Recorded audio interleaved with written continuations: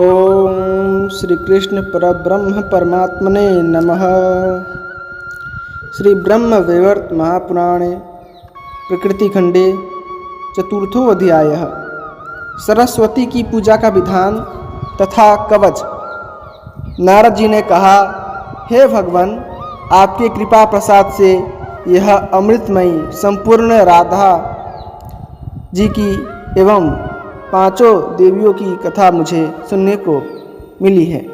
अब आप इन प्रकृति संज्ञक देवियों के पूजन का प्रसंग विस्तार के साथ बताने की कृपा कीजिए कि इस पुरुष ने किन देवी की कैसे आराधना की है, मृत्युलोक में किस प्रकार उनकी पूजा का प्रचार हुआ, हे मुने, किस मंत्र से किनकी पूजा तथा किस स्तोत्र से किनकी स्तुति की गई है, किन देवियों ने किनको कौन कौन से वर दिए हैं। मुझे देवियों के कवच, स्तोत्र, ध्यान, प्रभाव और पावन चरित्र के साथ साथ उपरयुक्त सारी बातें बताने की कृपा कीजिए।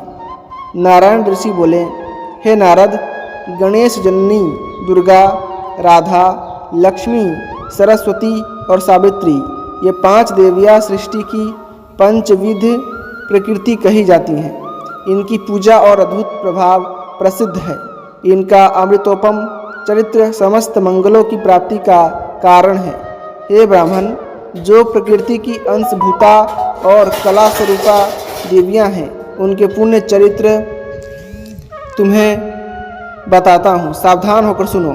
इन देवियों के नाम हैं वाणी, वसुंधरा, गंगा, षष्ठी, मंगल चंडिका, तुलसी, मनसा, निद्रा, स्वधा, स्वाहा और दक्षिणा। ये तेज रूप और गुण में मेरी समानता करने वाली है। इनके चरित्र पुण्यदायक तथा श्रवण सुखद है, जीवों के कर्मों का सुखद परिणाम प्रकट करने वाले हैं। दुर्गा और राधा का चरित्र बहुत विस्तृत है, संक्षेप से उसे पीछे कहूँगा, उस समय क्रमशः सुनो। मुनिवर, सर्वप्रथम भगवान श्री कृष्ण ने सरस्वती की पूजा की है, जिनके प्रसाद से मूर्ख ही पंडित बन जाता है। इन काम स्वरूपिणी देवी ने श्री कृष्ण को पाने की इच्छा प्रकट की थी। ये सरस्वती सबकी माता कही जाती हैं। सर्वज्ञानी भगवान श्री कृष्ण ने इनका अभिप्राय समझकर सत्य, हितकर तथा परिणाम में सुख देने वाले वचन कहे। भगवान श्री कृष्ण बोले, हे साध्वी, तुम नारायण की सेवा स्वीकार करो। वे मेरे ही अंश हैं, उनकी चार भुजाएं हैं। उन परम सुंदर तरुण पुरुष में मेरे ही समान सभी सद्गुण वर्तमान हैं। करोड़ों कामदेवों के समान उनकी सुंदरता है। वे कामनियों की कामना पूर्ण करने में समर्थ हैं। मैं सबका स्वामी हूँ, सभी मेरा अनुशासन मानते हैं, किंतु राधा की इच्छा का प्रतिबंधक मैं नहीं हो सकता, कारण वे तेज, रूप और गुण सब में मेरे समान हैं। सबको प्राण अत्यंत प्रिय हैं। फिर मैं अपने प्राणों की अधिष्ठात्री देवी इन राधा का त्याग करने में कैसे समर्थ हो सकता हूँ। हे भद्रे, तू वैकुंठ पधारो, तुम्हारे लिए वहीं रहना हितकर होगा। सर्वसमर्थ विष्णु को अपना स्वामी बनाकर दीर्घ काल तक आनंद का अनुभव करो। तेज, रूप और गुण में तुम्हारे ही समान उनकी एक पत्नी लक्ष्मी भी वहाँ है। लक्ष्मी में काम, क्रोध, लोभ, मोह, मान और हिंसा ये नाम मात्र भी नहीं है। उनके साथ तुम्हारा समय सदा प्रेम पूर्वक सुख से व्यतीत होगा। विष्णु तुम दोनों का समान रूप से सम्मान करेंगे। हे सुंदरी, प्रत्येक ब्रह्मांड में माघ शुक्ल पंचमी के दिन विद्यारंभ के शुभ अवसर पर बड़े गौरव के साथ तुम्हारी विशाल पूजा होगी। मेरे वर के प्रभाव से आज से लेकर प्रलय पर्यंत प्रत्येक कल्प में मनुष्य, मनुगण, देवता, मोक्षकामी, प्रसिद्ध मुनिगण, वसु, योगी, सिद्ध, नाग, गंधर्व और राक्षस सभी बड़ी भक्ति के साथ 16 प्रकार के उपचारों के द्वारा तुम्हारी पूजा करेंगे। उन संयमशील जितेंद्रिय पुरुषों के द्वारा कण्व शाखा में कही हुई विधि के अनुसार तुम्हारा ध्यान और पूजन होगा। वे कलश अथवा पुस्तक में तुम्हें आवाहित करेंगे। तुम्हारे कवच को भोजपत्र पर लिखकर उसे सोने की डिब्बी में रख गंध एवं चंदन आदि से सुपूजित करके लोग अपने गले में अथवा दाहिनी भुजा में धारण करेंगे। पूजा के पवित्र अवसर पर विद्वान पुरुषों के द्वारा तुम्हारा सम्यक प्रकार से स्तुति पाठ होगा। इस प्रकार कहकर सर्वपूजित भगवान श्री कृष्ण ने देवी सरस्वती की पूजा की। तत्पश्चात ब्रह्मा, विष्णु, शिव, अनंत, धर्म, मुनीश्वर, सनकगण, देवता, मुनि, राजा और मनुगण इन सब ने भगवती सरस्वती की आराधना की। तब से ये सरस्वती संपूर्ण प्राणियों द्वारा सदा पूजित होने लगी। नारद जी बोले, हे वेदवेताओं में श्रेष्ठ प्रभु, आप भगवती सरस्वती की पूजा का विधान, स्तवन, ध्यान, अभिष्ट कवच, पूजनोपयोगी नैवेद्य, फूल तथा चंदन आदि का परिचय देने की कृपा कीजिए। इसे सुनने के लिए मेरे हृदय में बड़ा कौतूहल हो रहा है। मुनिवर भगवान नारायण ने कहा, हे नारद, सुनो, कण्व शाखा में कही हुई पद्धति बतलाता हूँ। इसमें जगन्माता सरस्वती के पूजन की विधि वर्णित है। माघ शुक्ल पंचमी विद्यारंभ की मुख्य तिथि है। उस दिन पूर्वाह्न काल में ही प्रतिज्ञा करके संयमशील एवं पवित्र हों। स्नान और नित्य क्रिया के पश्चात भक्तिपूर्वक कलश स्थापना करें। फिर नैवेद्य आदि से निम्नांकित 6 देवताओं का पूजन करें। पहले गणेश का, फिर सूर्य, अग्नि, विष्णु, शिव और पार्वती का पूजन करने के पश्चात इष्ट देवता सरस्वती का पूजन करना उचित है। फिर ध्यान करके देवी का आवाहन करें। तदंतर व्रती रहकर षोडशोपचार से भगवती की पूजा करें। हे सौम्य, पूजा के लिए जो जो उपयोगी नैवेद्य वेद में कथित हैं उन्हें बताता हूँ। ताज़ा मक्खन, दही, दूध, धान का लावा, तिल के लड्डू, सफ़ेद गन्ना और उसका रस, उसे पकाकर बनाया हुआ गुड़, स्वस्तिक यानी एक प्रकार का पकवान, शक्कर या मिश्री, सफ़ेद धान का चावल जो टूटा न हो यानी अक्षत, बिना उबाले हुए धान का चिवड़ा, सफ़ेद लड्डू, घी और सेंधा नमक डालकर तैयार किए गए व्यंजन के साथ शास्त्रोक्त हविष्यान, जौ अथवा गेहूं के आटे से घृत में तले हुए पदार्थ, पके हुए स्वच्छ केले का पिष्टक, उत्तम अन्न को घृत में पकाकर उससे बना हुआ अमृत के समान मधुर मिष्ठान, नारियल, उसका पानी, कसेरू, मूली, अदरक, पका हुआ केला, बढ़िया बेल, बेर का फल, देश और काल के अनुसार उपलब्ध ऋतु फल तथा अन्य भी पवित्र स्वच्छ वर्ण के फल, ये सब नैवेद्य के समान हैं। हे मुने, सुगंधित सफ़ेद पुष्प, सफ़ेद स्वच्छ चंदन तथा नवीन श्वेत वस्त्र और सुंदर शंख देवी सरस्वती को अर्पण करना चाहिए। श्वेत पुष्पों की माला और श्वेत भूषण भी भगवती को चढ़ावे। यह महाभाग मुने, भगवती सरस्वती का श्रेष्ठ ध्यान परम सुखदायी है तथा भ्रम का उच्छेद करने वाला है। वह ध्यान यह है, सरस्वती का श्री विग्रह शुक्ल वर्ण है। ये परम सुंदरी देवी सदा मुस्कुराती रहती हैं। इनके परिपुष्ट विग्रह के सामने करोड़ों चंद्रमा की प्रभा भी तुच्छ है। ये विशुद्ध चिन्मय वस्त्र पहने हैं। इनके एक हाथ में वीणा है और दूसरे हाथ में पुस्तक है। सर्वोत्तम रत्नों से बने हुए आभूषण इन्हें सुशोभित कर रहे हैं। ब्रह्मा, विष्णु और शिव प्रभृति प्रधान देवताओं तथा सूर्यगणों से ये सुपूजित हैं। श्रेष्ठ मुनि, मनु तथा मानव उनके चरणों में मस्तक झुकाते हैं। ऐसी भगवती सरस्वती को मैं भक्तिपूर्वक प्रणाम करता हूँ। इस प्रकार ध्यान करके विद्वान पुरुष पूजन के समग्र पदार्थ मूल मंत्र से विधिवत सरस्वती को अर्पण कर दे। फिर कवच का पाठ करने के पश्चात दंड की भांति भूमि पर पड़कर देवी को साष्टांग प्रणाम करे। हे मुने, जो पुरुष भगवती सरस्वती को अपनी इष्ट देवी मानते हैं उनके लिए यह नित्य क्रिया है। बालकों के विद्यारंभ के अवसर पर वर्ष के अंत में माघ शुक्ल पंचमी के दिन सभी को इन सरस्वती देवी की पूजा करनी चाहिए। श्रीं ह्रीं सरस्वत्यै स्वाहा, यह वैदिक अष्टाक्षर मूल मंत्र परम श्रेष्ठ एवं सबके लिए उपयोगी है, अथवा जिनको जिस मंत्र के द्वारा उपदेश प्राप्त हुआ है उनके लिए वही मूल मंत्र है। सरस्वती इस शब्द के साथ चतुर्थी विभक्ति जोड़कर अंत में स्वाहा शब्द लगा लेना चाहिए। इसके आदि में लक्ष्मी का बीज यानी श्रीम और माया बीज ह्रीम लगावे। यह श्रीम ह्रीम सरस्वती स्वाहा मंत्र साधक के लिए कल्प वृक्ष रूप है। प्राचीन काल में कृपा के समुद्र भगवान नारायण ने वाल्मीकि मुनि को इसी का उपदेश किया था। भारतवर्ष में गंगा के पावन तट पर यह कार्य संपन्न हुआ था। फिर सूर्य ग्रहण के अवसर पर पुष्कर क्षेत्र में भृगु जी ने शुक्र को उसका उपदेश किया था। मरीचि नंदन कश्यप ने चंद्र ग्रहण के समय प्रसन्न होकर बृहस्पति को इसे बताया था। बद्री आश्रम में परम प्रसन्न ब्रह्मा ने भृगु को इसका उपदेश दिया था। जरत्कारु मुनि ने क्षीर सागर के पास विराजमान थे, उन्होंने आस्तिक को यह मंत्र पढ़ाया। बुद्धिमान ऋष्यंग श्रृंग ने मेरु पर्वत पर हिमांडक मुनि से इसकी शिक्षा प्राप्त की थी। शिव ने आनंद में आकर गौतम तथा कणाद मुनि को इसका उपदेश किया था। याज्ञवल्क्य और कात्यायन ने सूर्य की दया से इसे पाया था। महाभाग शेष पाताल में बलि के सभा भवन पर विराजमान थे। वहीं उन्होंने पाणिनि, बुद्धिमान भारद्वाज और शाक्टायन को इसका पूरा अभ्यास कराया था।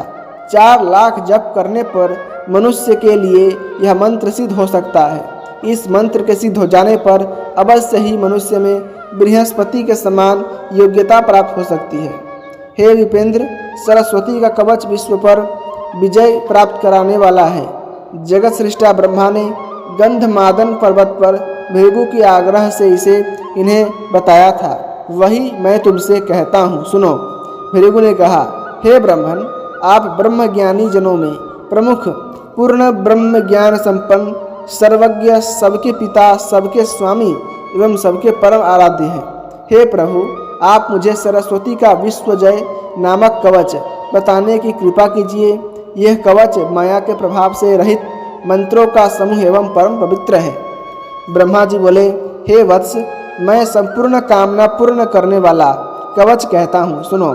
यह श्रुतियों का सार, कान के लिए सुखप्रद, वेदों में प्रतिपादित एवं उनसे अनुमोदित है। रासेश्वर भगवान श्री कृष्ण गोलोक में विराजमान थे। वहीं वृंदावन में रास मंडल था। रास के अवसर पर उन प्रभु ने मुझे यह कवच सुनाया था। कल्प वृक्ष की तुलना करने वाला यह कवच परम गोपनीय है। जिन्हें किसी ने नहीं सुना है वे अद्भुत मंत्र इसमें सम्मिलित है। इसे धारण करने के प्रभाव से ही भगवान शुक्राचार्य संपूर्ण दैत्यों के पूज्य बन सके। हे ब्राह्मण, बृहस्पति में इतनी बुद्धि का समावेश इस कवच की महिमा से ही हुआ है। वाल्मीकि मुनि सदा इसका पाठ और सरस्वती का ध्यान करते थे, अतः उन्हें कविंद्र कहलाने का सौभाग्य प्राप्त हो गया। वे भाषण करने में परम चतुर हो गए। इसे धारण करके स्वयंभू मनु ने सबसे पूजा प्राप्त की। कणाद, गौतम, कण्व, पाणिनि, शाक्टायन, दक्ष और कात्यायन इस कवच को धारण करके ही ग्रंथों की रचना में सफल हुए। इसे धारण करके स्वयं कृष्ण द्वैपायन व्यास देव ने वेदों का विभाग कर खेल ही खेल में अखिल पुराणों का प्रणयन किया। साततप, संवर्त, वशिष्ठ, पराशर, याज्ञवल्क्य, ऋष्यशृंग, भरद्वाज, आस्तिक, देवल, जगिसव्य और जावाली ने इस कवच को धारण करके सब में पूजित हो ग्रंथों की रचना की थी। हे विपेंद्र, इस कवच के ऋषि प्रजापति हैं। स्वयं बृहति छंद है। माता शारदा अधिष्ठात्री देवी है। अखिल तत्व परिज्ञान पूर्वक संपूर्ण अर्थ के साधन तथा समस्त कविताओं के प्रणय एवं विवेचन में इसका प्रयोग किया जाता है। ब्रह्मोवाचः स्तृणुवत्स प्रवक्ष्यामि कवचं सर्वकामदं श्रुतिसारं श्रुतिसुखं श्रुतियुक्तं श्रुतिपूजितम् उक्तं कृष्णेन गोलोके मह्यं वृन्दावने रासेश्वरेण विभुना रासे वैरासमण्डले अतीव गोपनीयं च कल्पवृक्षसमं परम् अश्रुधा धूर्तपत्राणा समूहैश्च समन्वितम् यद धृत्वा पठनाद ब्रह्मणा बुद्धिमांश्च बृहस्पतिः यद धृत्वा भगवान् श्रीकः सर्वदैत्येषु पूजितः पठन्नाध्वराणाद्वाग्मी कवीन्द्रो वाल्मीको मुनिः स्वयंभुवो मनुश्चैव यद धृत्वा सर्वपूजितः कणादो गौतमः कण्वः पाणिनिशाक्टायनः ग्रन्थं चकार यद धृत्वा दक्षः कात्यायनः स्वयं धृत्वा वेदविभागं च पुराणान्यखिलानि च चकार लीलामात्रेण कृष्णद्वैपायनः स्वयं शतातपक्षस्वरवर्तो वसिष्ठश्च पराशरः यद धृत्वा पठनाद ग्रन्थं याज्ञवल्क्यकारसः ऋष्यशृङ्गो भरद्वाज स्वास्तिको देवलस्तथा जैगीष्वथ जावलार् यद धृत्वा सर्वपूजिता कवशाश्च विवेन्द्र ऋषिरेव प्रजापतिः स्वयं स्कन्दश्च बृहती देवता शारदाम्बिका सर्वतत्परिज्ञाने सर्वार्थसाधनेषु च कवितासु च सर्वासु विनियोगः प्रकीर्तितः श्रीं ह्रीं सरस्वत्यै स्वाहा शिरो मे मा पातु सर्वतः श्रीं वाग्देवतायै स्वाहा भालं मे सर्वदावतु ॐ सरस्वत्यै स्वाहेति श्रोत्रे पातु निरन्तरम् ॐ श्रीं ह्रीं भारत्यै स्वाहा नेत्रयुग्मं सदावतु ॐ ऐं ह्रीं वाग्देव्यै स्वाहा नासां मे सर्वतुवतु ॐ ह्रीं रेधाष्ठ्याद्रिदेव्यै स्वाहा ओष्ठं सदावतु ॐ श्रीं ह्रीं ब्राह्म्यै स्वाहेति दन्तपङ्क्तिं सदावतु एमत्येकाक्षरो मन्त्रो मम कण्ठं सदावतु ॐ श्रीं ह्रीं पातु मे ग्रीवां स्कन्धौ मे श्रीं सदावतु ॐ श्रीं विद्याष्ठी देव्यै स्वाहा वक्षः सदावतु ॐ ह्रीं विद्यास्वरूप्यायै स्वाहा मे पातु नाभिकाम् ॐ ह्रीं क्लीं वाणी स्वाहेति मम हस्तौ सदावतु ॐ सर्ववर्णात्मिकायै पादयुग्मं सदावतु ॐ वागधिष्ठात्री देव्यै स्वाहा सर्वं सदावतु ॐ सर्ववर्णात्मिकायै पादयुग्मं सदावतु ॐ वागधिष्ठात्री देव्यै स्वाहा सर्वं सदावतु ॐ सर्वकण्ठवासिन्यै स्वाहा प्राच्यां सदावतु ॐ ह्रीं जिह्वाग्रवासान्यै स्वाहा गृदीश सदावतु ॐ ऐं ह्रीं श्रीं क्लीं सरस्वती बुधजनन्यै स्वाहा सततं मन्त्रराजोऽयं दक्षिणे मां सदावतु ॐ ऐं ह्रीं श्रीं त्र्यक्षरो मन्त्रो ऋत्या मे सदावतु कविजिह्वाग्रवासिन्यै स्वाहा मां वारुणवतु ॐ सर्वाम्बिकायै स्वाहा वायव्ये मां सदावतु ॐ ऐं श्रीं गद्यपद्यवासिन्यै स्वाहा मामुत्तरेवतु ऐं सर्वशास्त्रवासिन्यै सहवासिन्याय सदावतु ॐ ह्रीं सर्वपूजितायै स्वाहा चौरधिवा सदावतु ऐं ह्रीं पुस्तकवासिन्यै स्वाहाधो मां सदावतु ॐ ग्रन्थबीजरूपायै स्वाहा मां सर्वतोवतु इति ते कथितं विप्र ब्रह्मामन्त्रो विग्रहम् इदं विश्वजयं नाम कवचं ब्रह्मरूपकं पुराश्रुतं धर्मवक्त्रात् पर्वते गन्धमादने तनस्नेहान्यम्याख्यातं प्रवक्तव्यं न कश्चित् गृहमवर्च्यं विधिवत्स्वस्त्रालकारचन्दनेः प्रणम्य दण्डभद्रौमौ कवचं धारयेत सुधिः पञ्चलक्षणेन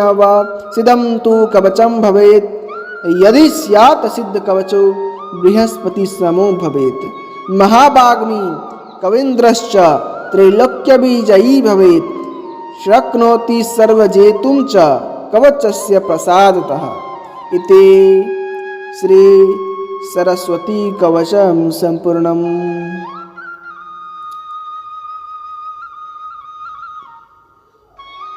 श्रीं ह्रीं स्वरूपिणी भगवती सरस्वती के लिए श्रद्धा की आहुति दी जाती है। वे सब ओर से मेरे सिर की रक्षा करें।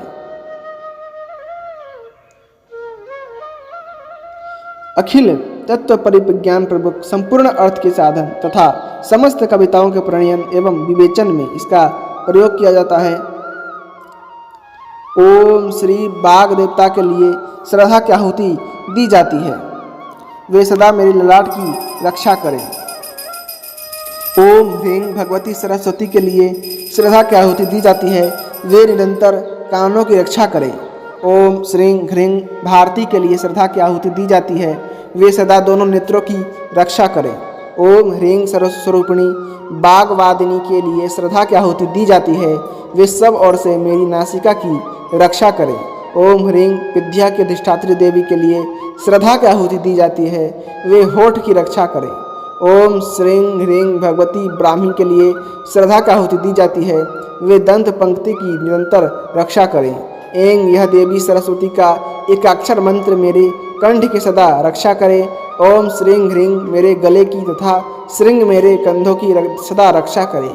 ओम श्रीं विद्या की अधिष्ठात्री देवी के लिए श्रद्धा की आहुति दी जाती है, वे सदा वक्षस्थल की रक्षा करें। ओम ह्रीं विद्या स्वरूपा देवी के लिए श्रद्धा की आहुति दी जाती है, वे मेरी नाभि की रक्षा करें। ओम ह्रीं क्लीं स्वरूपिणी देवी वाणी के लिए श्रद्धा की आहुति दी जाती है, वे सदा मेरे हाथों की रक्षा करें। ओम स्वरूपिणी भगवती सर्वमात्मिका के लिए श्रद्धा की आहुति दी जाती है, वे दोनों पैरों की रक्षा करें। ओम बाघ की अधिष्ठात्री देवी के लिए ब्रह्मा की आहुति दी जाती है, वे मेरे सर्वस्व की रक्षा करें। सबके कंठ में निवास करने वाली ओम स्वरूपा देवी के लिए श्रद्धा की आहुति दी जाती है, वे पूर्व दिशा में सदा मेरी रक्षा करें। जीव के अग्रभाग पर विराजने वाली ओम ह्रीं स्वरूपिणी देवी के लिए श्रद्धा की आहुति दी जाती है, वे अग्नि कोण में रक्षा करें। ओम ऐं ह्रीं श्रीं क्लीं सरस्वती बुध जननीय स्वाहा, इसको मंत्र राज कहते हैं। यह इसी रूप में सदा विराजमान रहता है, यह निरंतर मेरे दक्षिण भाग की रक्षा करे। ओम ऐं श्रीं यह त्र्यक्षर मंत्र नैऋत्य कोण में सदा मेरी रक्षा करें। कवि की जिह्वा से अग्रभाग पर रहने वाली ओम स्वरूपिणी देवी के लिए श्रद्धा की आहुति दी जाती है, वे पश्चिम दिशा में मेरी रक्षा करें। ओम स्वरूपिणी भगवती सर्वांबिका के लिए श्रद्धा की आहुति दी जाती है, वे वायव्य कोण में सदा मेरी रक्षा करें। गंध्य पद्य में निवास करने वाली ओम ऐं श्रीमयी देवी के लिए श्रद्धा की आहुति दी जाती है, वे उत्तर दिशा में मेरी रक्षा करें। संपूर्ण शास्त्रों में विराजने वाली ऐं स्वरूपिणी देवी के लिए श्रद्धा की आहुति दी जाती है, वे ईशान कोण में सदा मेरी रक्षा करें। ओम ह्रीं स्वरूपिणी सर्वपूजिता देवी के लिए श्रद्धा की आहुति दी जाती है, वे ऊपर से मेरी रक्षा करें। पुस्तक में निवास करने वाली ऐं ह्रीं स्वरूपिणी देवी के लिए श्रद्धा की आहुति दी जाती है, वे मेरी निग्न भाग की रक्षा करें। ओम स्वरूपिणी ग्रंथ बीज स्वरूपा देवी के लिए श्रद्धा की आहुति दी जाती है, वे सब ओर से मेरी रक्षा करें। हे विप्र, यह सरस्वती कवच तुम्हें सुना दिया। असंख्य ब्रह्म मंत्रों का यह मूर्तिमान विग्रह है। ब्रह्म स्वरूप इस कवच को विश्वजय कहते हैं। प्राचीन समय की बात है, गंधमादन पर पर्वत पर पिता धर्मदेव के मुख से मुझे इस सुनने का सुअवसर प्राप्त हुआ था। तुम मेरे परम प्रिय हो, अतएव तुमसे मैंने कहा है, तुम्हें अन्य किसी के सामने इसकी चर्चा नहीं करनी चाहिए। विद्वान पुरुष को चाहिए कि वस्त्र व चंदन और अलंकार आदि सामानों से विधि पूर्वक गुरु की पूजा करके दंड की भांति जमीन पर पड़कर उन्हें प्रणाम करें। तत्पश्चात उनसे इस कवच का अध्ययन करके इसे हृदय में धारण करें। 5 लाख जप करने के पश्चात यह कवच सिद्ध हो जाता है। इस कवच के सिद्ध हो जाने पर पुरुष को बृहस्पति के समान पूर्ण योग्यता प्राप्त हो सकती है। इस कवच के प्रसाद से पुरुष भाषण करने में परम चतुर, कवियों का सम्राट और त्रैलोक्य विजयी हो सकता है। वह सबको जीतने में समर्थ होता है। हे मुने, यह कवच कर्ण शाखा के अंतर्गत है। अब स्तोत्र, ध्यान, बंदर और पूजा का विधान बताता हूँ, सुनो। इति श्री ब्रह्म वैवर्त महापुराणे प्रकृति खंडे चतुर्थो अध्याय संपूर्णम। इसी के साथ श्री ब्रह्म वैवर्त महापुराण के प्रकृति खंड का 4था अध्याय समाप्त हुआ। यदि आपको भगवान श्री कृष्ण की कथाएं पसंद आ रही हैं तो कृपा करके वीडियो को लाइक करें, चैनल को सब्सक्राइब करें और अपने दोस्तों के साथ इसे अवश्य शेयर कीजिएगा। धन्यवाद। जय श्रीमन्नारायण, जय श्री कृष्ण, राधे राधे।